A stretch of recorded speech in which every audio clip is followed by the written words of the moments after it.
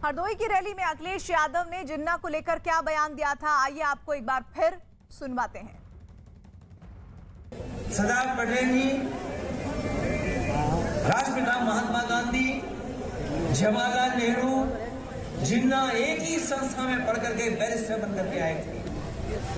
एक ही जगह पर पढ़ाई लिखाई की उन्होंने, वो बैरिस्टर बने, उन्होंने आजादी दिलाई।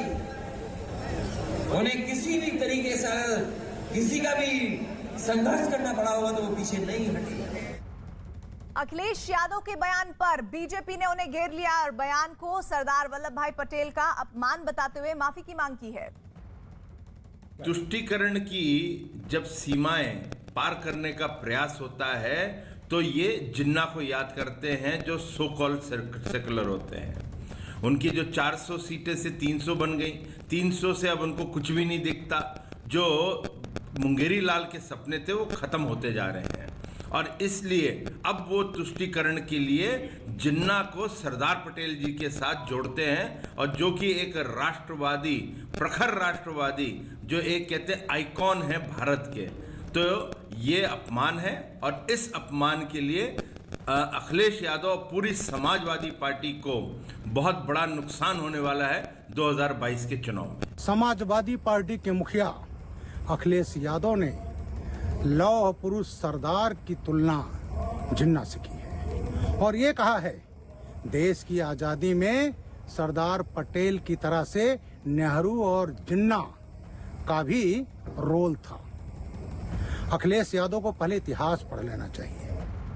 अखिलेश यादव को जिन्ना वाले बयान के बाद शुरू हुए बीजेपी के तीखे हमलों के बीच कांग्रेस भी इस मुद्दे पर कूद पड़ी है। कांग्रेस ने इस मामले में बीजेपी को भी घेरने की कोशिश की है।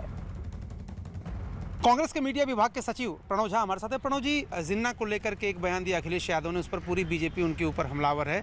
जिन्ना को क्या आप लोग, आपकी पार्टी क्या मानती है? मुझे लगता है कुछ दिन पहले किसी ने आरोप लगाया था कि ये तालमेल है क्या सपा और भाजपा का।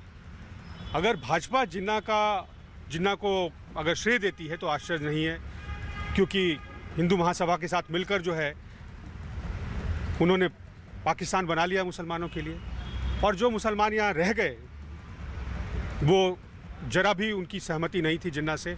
वो हिंदुस्तान के पक्ष में, महात्मा गांधी के पक्ष में, सरदार वल्लभ भाई पटेल के पक्ष में, नेहरू के पक्ष में हिंदुस्तान रह गए। और समाजवादी पार्टी अगर जिन्ना को धन्यवाद देती देश की आज़ादी के लिए तो इससे ज़्यादा हास्यास्पद क्या होगा।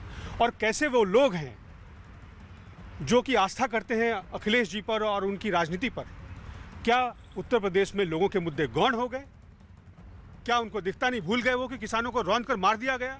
बेरोजगारी दिखती नहीं है? पुलिस अपने दमन से लोगों को जेल में मार देती है।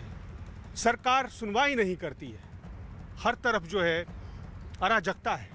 और वैसे में वो बात क्या कर रहे हैं? वैसे दिन जिस दिन की शहादत हो इंदिरा जी की, जिस दिन जयंती हो सरदार वल्लभ भाई पटेल की, ये बहुत ही दुखद है।